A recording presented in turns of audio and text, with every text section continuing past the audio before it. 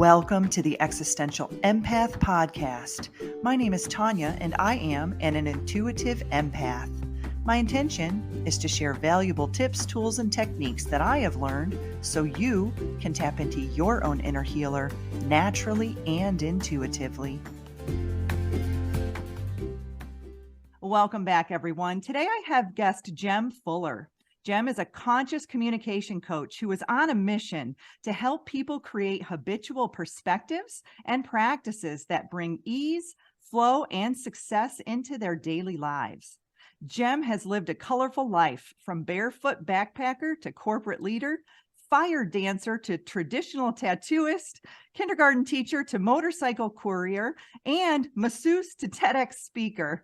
Jem is now focusing his time on being a father, coach, facilitator, and retreat leader. He is the award-winning author of The Art of Conscious Communication for Thoughtful Men. Welcome, Jem. It's a pleasure to have you on the show with us today. Tanya, thank you so much for having me on your show. I've been looking forward to this conversation. This is going to be fun. So we're going to talk about culture, resilience, leadership, and communication, building your capabilities. And so I thought what we could do is break down each one of those. And I'd like to start off with culture. Jem, in my early 30s, I went through a divorce. And at that time, I made a conscious decision that I wanted to travel to as many places as I could. And as a result, I have probably been to more than 50 countries and at least 35 states here in the United States. And I wanted to meet new people, learn new cultures, try new foods, all the exciting things that we do when we travel. And so, Jem, learning more about you, you have really lived, you're like me. I feel like, we really have embraced this life that we have, and that's really exciting. And so I want you to kind of start off by telling us about what you have learned through all of the experiences and all of the culture and diversity that you have experienced in your life thus far. Yeah, absolutely. Look, I think that to solve some of the biggest problems, we need to broaden our range of diversity of cultural input. If we were to just sit with one demographic sitting around a table trying to solve a problem, then we're only going to have a very narrow bandwidth, so to say, of creative solutions to that problem. But if we can find a way to harness the power of diversity, so if we could have a broad range of people from different backgrounds and different ideas and different spirituality and, different political ideas and religious ideas or whatever it is, the tricky part is then being able to communicate and to bridge those divides of difference. But there are ways to do that. And when we can bridge those divides of difference and welcome many different opinions, and when we can open our mind and loosen our tight grip on the way we think things should be, because we all have most people have a very strong idea of how they think things should be. When we can just relax a little bit and seek to understand difference, then the bandwidth of creative possibility gets really wide, and we can then come up collaboratively. As humanity, we can come up with solutions, really creative, innovative solutions to big problems, problems like climate change and global pandemics and inequality. These problems don't discriminate. A pandemic, we found that out. Pandemic doesn't care where you grew up.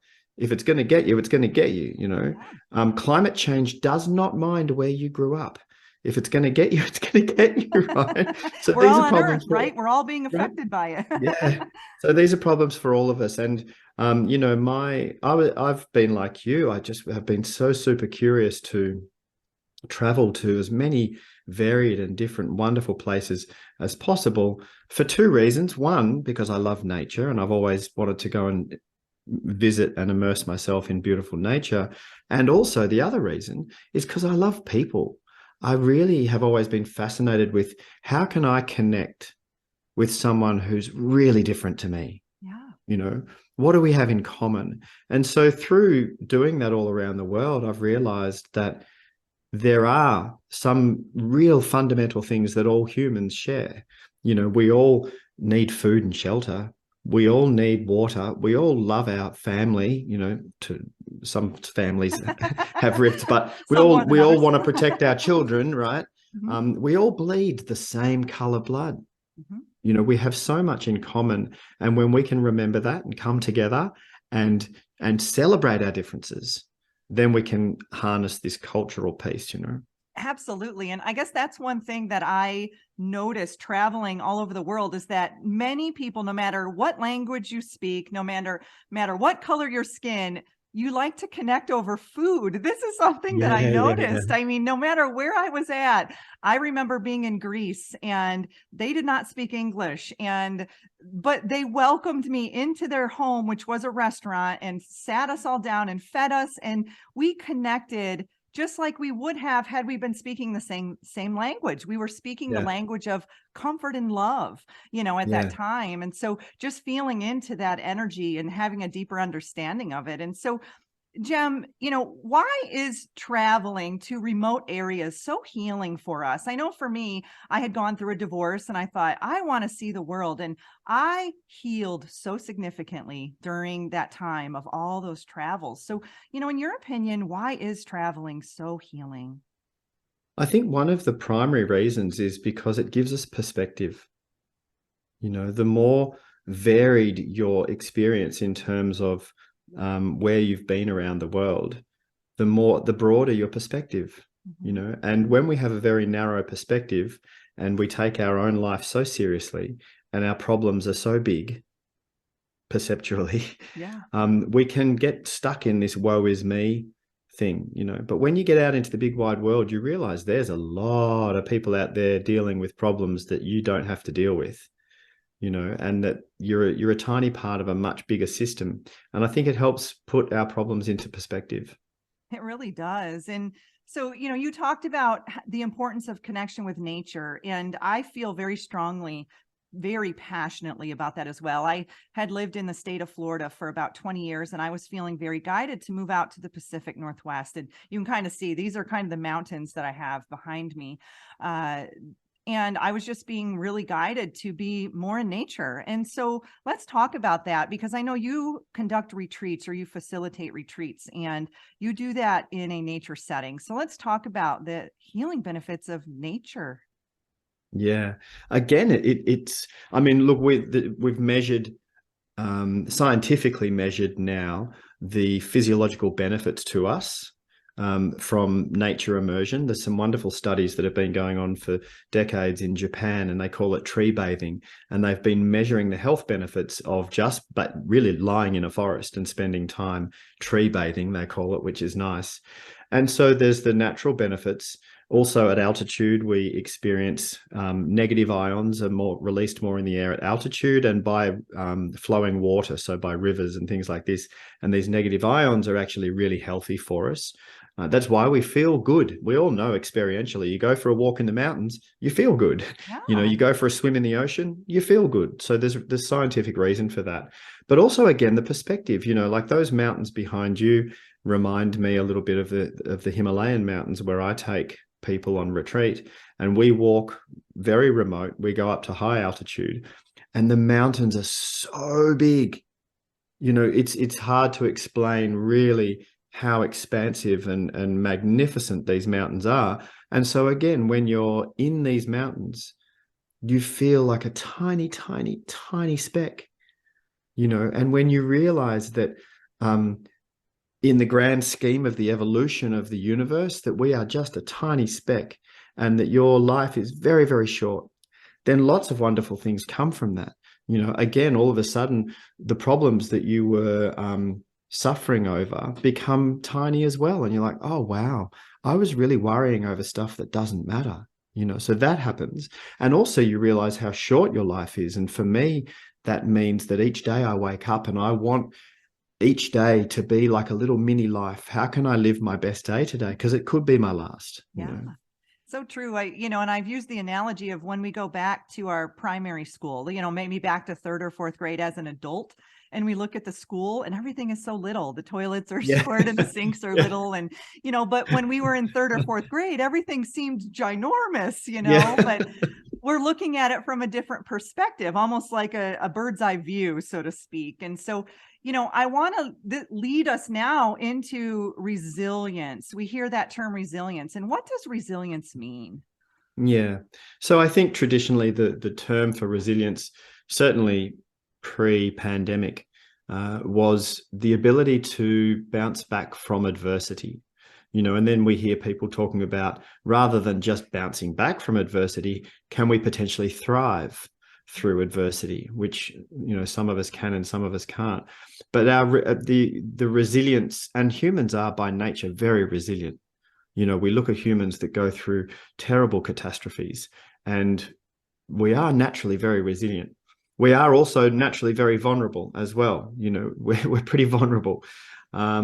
So yeah, that's quite simply what resilience is. But there are also things we can do to greatly improve our resilience. So we can consciously create some daily habitual practices that make us a lot more resilient. Yeah. And so, what are some ways that we can maintain our personal resilience? If you could give an example or two. Yeah. Good sleep is important. My Health, favorite one. obviously.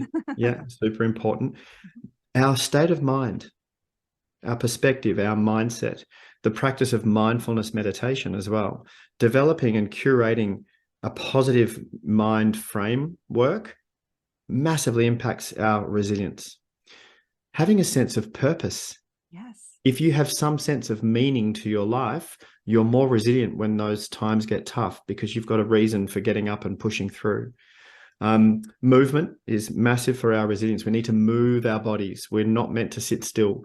And when people sit, they get up in the morning and sit there and have their breakfast. They get in their car and drive to work. They're sitting still. They might walk from the car park to the desk, and then they sit at their desk all day long, and then they reverse it and go home. They might move a little bit while they're putting dishes in the dishwasher at the end of the day, and that's about it. That is not good for our resilience. You'll need to move our bodies. So yeah, and nature immersion. So getting into nature. If you find that you don't have time to get into nature, schedule it. Put it in your weekly schedule. Okay. So Sunday morning, I'm going to go for a walk outdoors somewhere, or I'm going to go and have my lunch break on a nice day. I'm going to take my lunch and sit under a tree and have my lunch, not sit at my desk and eat while I'm working.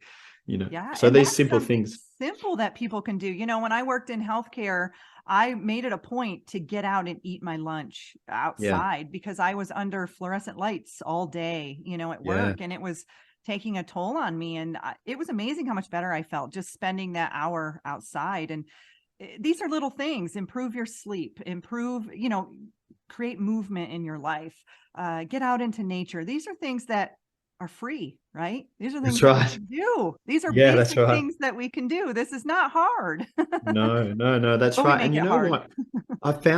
I've had some feedback. I created an online course in personal resilience, and funnily enough, I created it just before COVID, and I released it a month before, and then a month after I'd released it, COVID came, and we all went through that for quite some time. And so a lot of my course did a lot. It helped a lot more people than I thought it was going to when I first released it. So I've had a lot of students go through this course, and it ended up being endorsed by one of the Australian government bodies here for resilience. And anyway, so what I found from feedback from the students was they said, in the past, I kind of knew that it was healthy for me to get into nature. But now that I've made it part of my resilience program, so I've got it scheduled and I go out into nature with the intention of building my resilience, I think the effects of it are even stronger. Right. So when we bring our conscious attention to something, the benefits can, even if it's just perceived benefit, the benefit can actually increase. Or when you say, right, I'm going to move my body now. And maybe it's a rainy day and you're not going outside. So you just put on your favorite album and you dance around the house, right? This is movement. This is healthy for you. And afterwards you feel great, right? Yeah, When you do it consciously as a part of building your resilience, the perceived benefits are even greater. absolutely. And I think, the Earth's heartbeat is called the Schumann resonance. The Schumann resonance puts off a frequency, right? And that is in the same frequency as our brainwave state. So us as humans, we are naturally attuned to the earth. We're naturally attuned to nature. So when we find ourselves feeling disconnected from nature, just breathing in the fresh air. And I get like that sometimes here in the winter months because it gets really cold, here. And Yeah. I find myself, I just want to get outside. I need to feel the sun. But just, if I can, popping my head out and just taking a few deep breaths in of fresh air, I can feel that reset, within my Yeah. body. And then if I can get out and get a walk in and that. So, these are very easy things we can do. And no matter where you live, like you said, if you can't get outside, then do some qigong, and I've done shows on all of this. These are very simple things that we can do to create more resilience and to maintain our personal resilience. And so, Jem, let's move into communication now. So, how effectively we communicate affects all areas of our lives. And so, what is conscious communication and why is it so important? Yeah, well, like you said, Tonya, communication underpins our ability to be effective in every aspect of our life, whether it's taking an idea and manifesting that into reality. Without communication, you can't do that.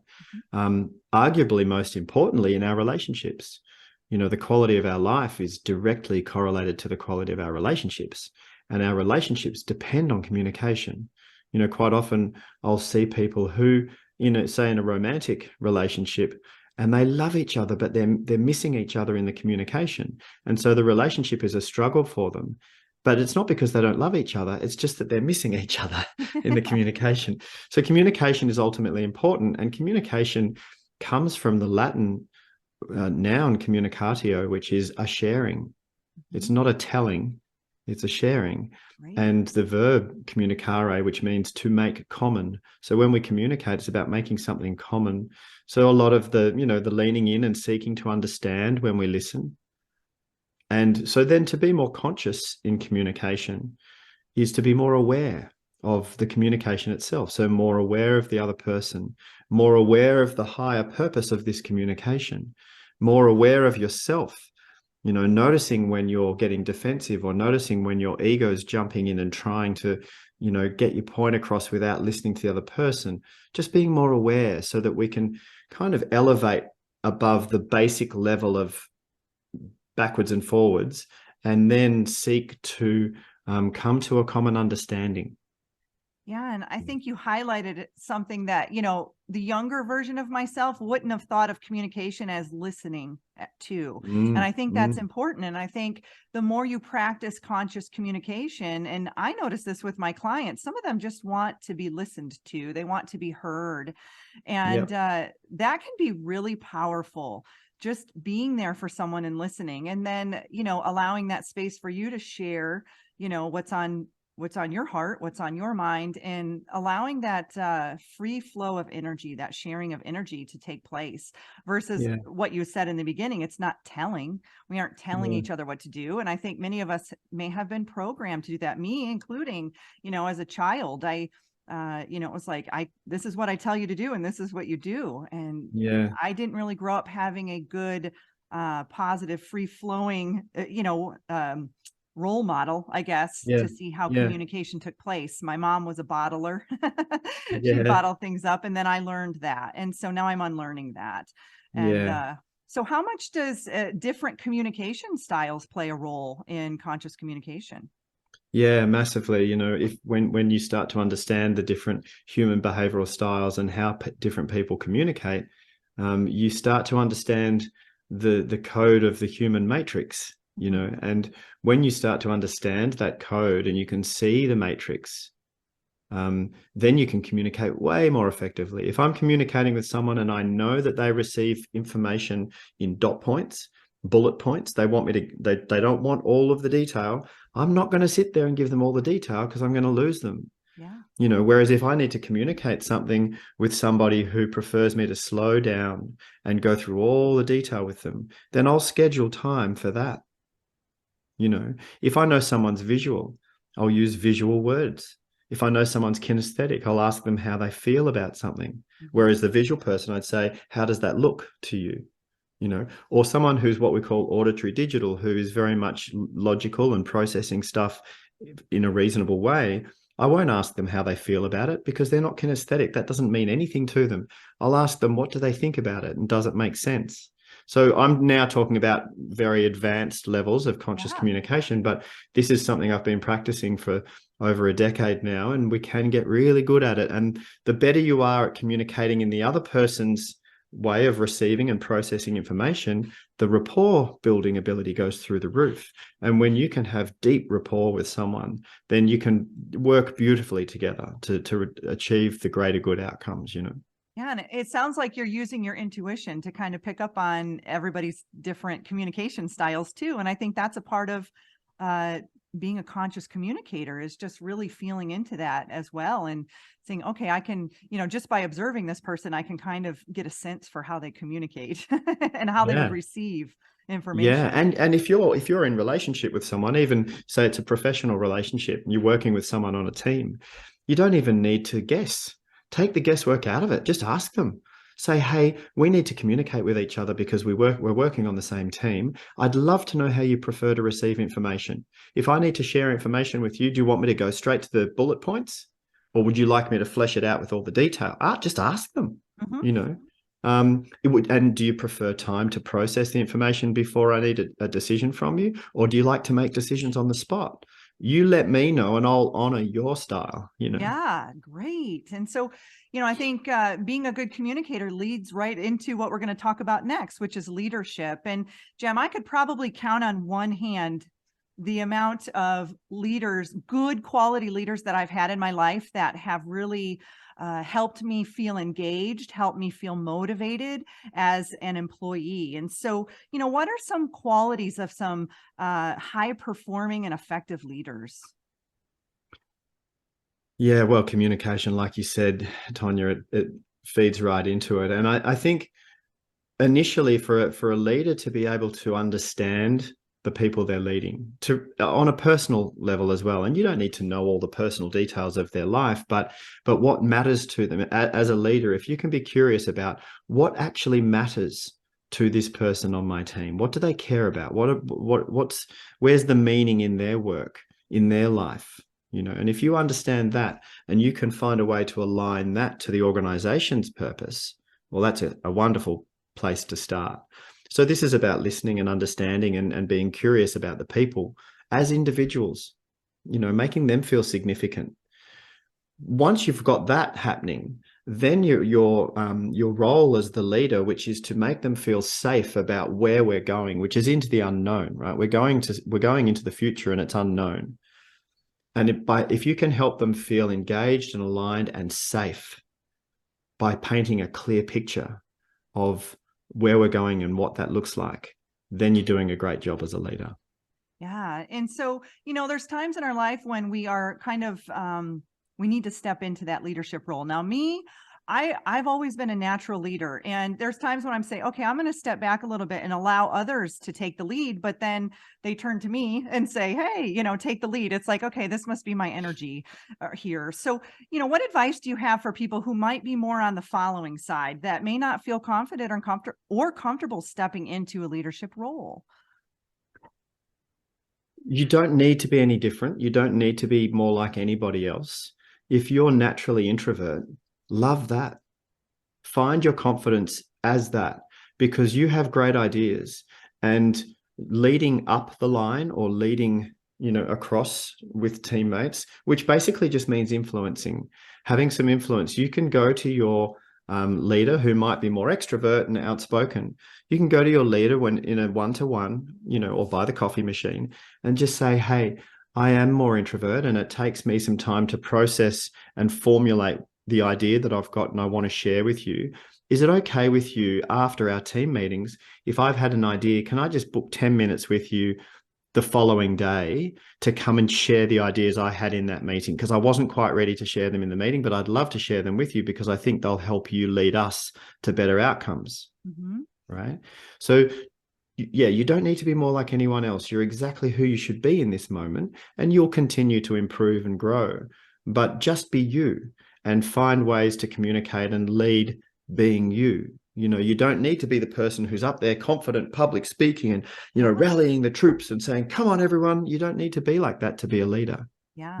And I don't want to be like that to always be a leader. It's like I can fill that role if I need to, but there's times when it's nice to sit back and see others take that role too. And I've noticed that, throughout my corporate careers and whatnot. And I would get pressure from above to take those leadership positions because they knew I had those capabilities to do that. And, you just touched on it again. It's communication. It's utilizing your conscious communication skills to, pull your boss aside and say, hey, I don't necessarily feel comfortable sharing this information in front of a group yet, but I'd love to schedule some time with you where I could share with Yeah. you some of my thoughts. Yeah, absolutely. And if you are leading a team and you want to encourage the people in your team to share more, and you want to create a psychologically safe environment where they feel safe to have a crazy idea, or where they feel safe to come up with something that might not fly, then you can go and ask them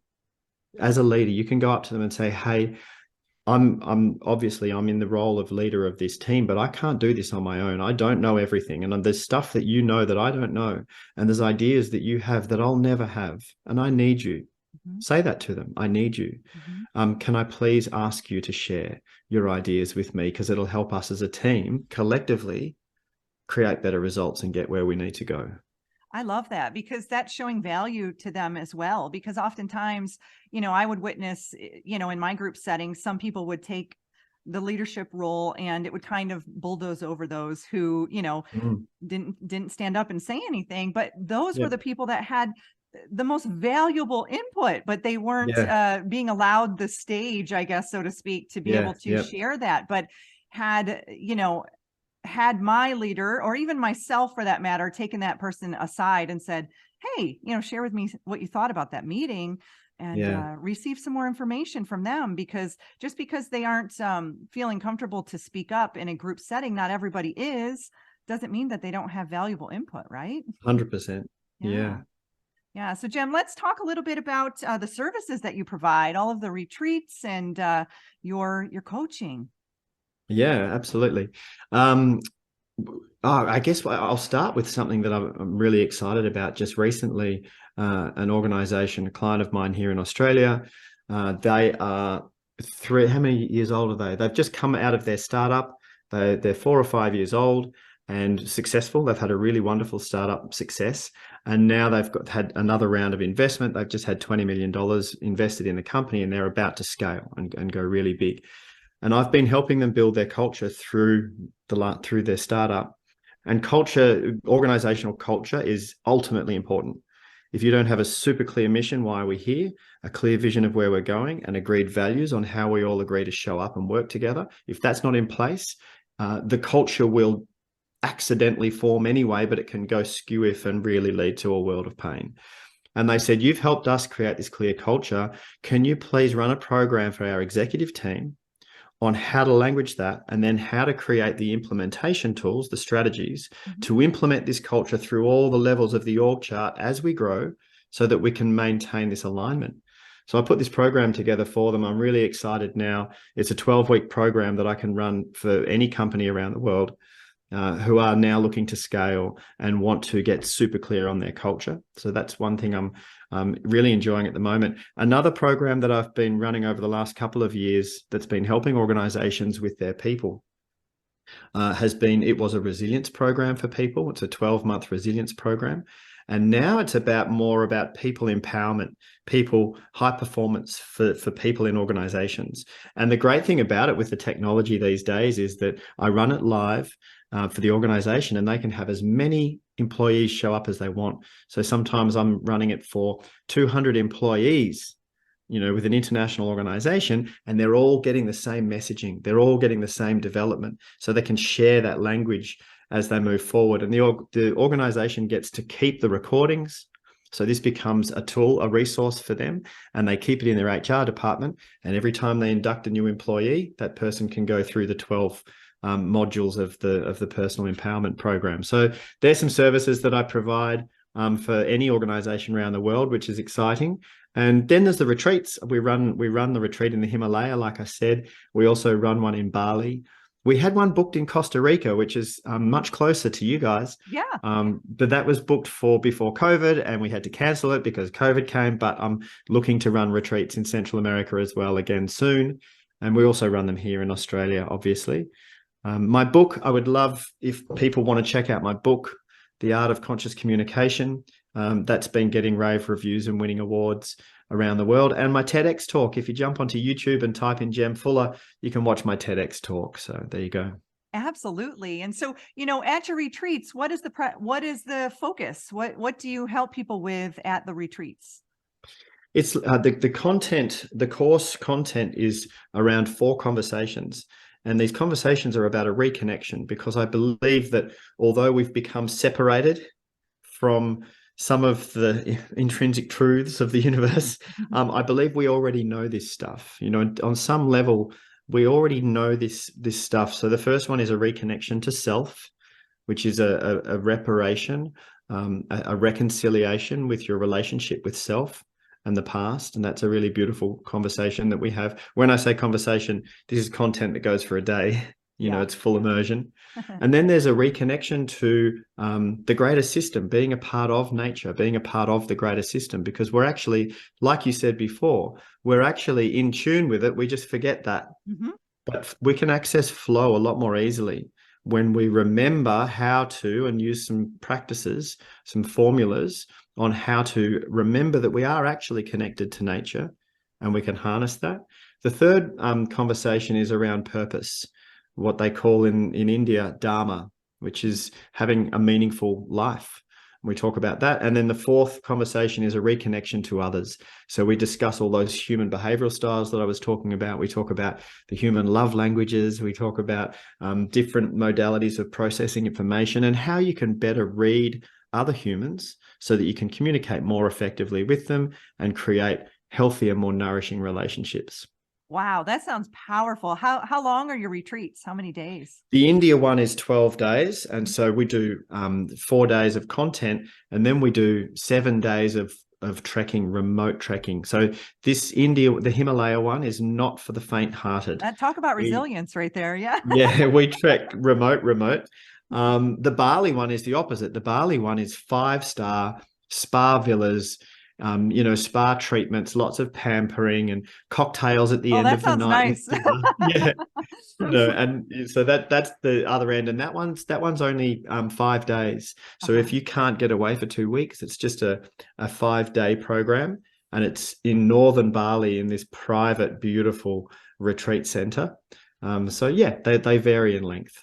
That's nice. And it sounds like it varies in abilities as well. I've got a friend who lives in Nepal, and he's like, you need to come over and hike Everest. I'm like, listen, I just moved out to North Idaho. I'm just learning how to hike these mountains. I'm not sure I'm ready for Everest yet. But I do take Shilajit. Shilajit is the black tar that comes off of the Himalayan mountains that helps with oxygenation in your body. Right. And so I'm like, okay, I'm starting to take that. Yeah, great. That's a start. That's a start. So, Jem, where can people connect with you? Where can they learn more? Jemfuller.com is my website. You can reach out to me through the contact form there. That email will find its way to me. If you want to follow me, I post every day on Insta, and that's Jem Fuller. I'm on LinkedIn and Facebook and all the usual places as Jem Fuller. But yeah, you can probably, if you want to actually contact me, either DM me through Insta or just fill out the contact form on my website. Great. That's easy enough. Well, thank you, Jem. This was a very wonderful conversation. I mean, I know it was very brief and we could have gone more into detail on each of the topics, but I appreciate you coming on the show today and sharing all of the amazing things that you're doing and all of the knowledge and wisdom that you have accumulated throughout your life, and now you're sharing with others. That's such a blessing to the world. Oh, thank you so much for having me on your show. You deserve to navigate your life in alignment with health, happiness, and abundance. To learn more about the services that I provide, including Beyond Quantum Healing Hypnosis, EFT tapping, and the Emotion Code, visit my website at www.theexistentialempath.com.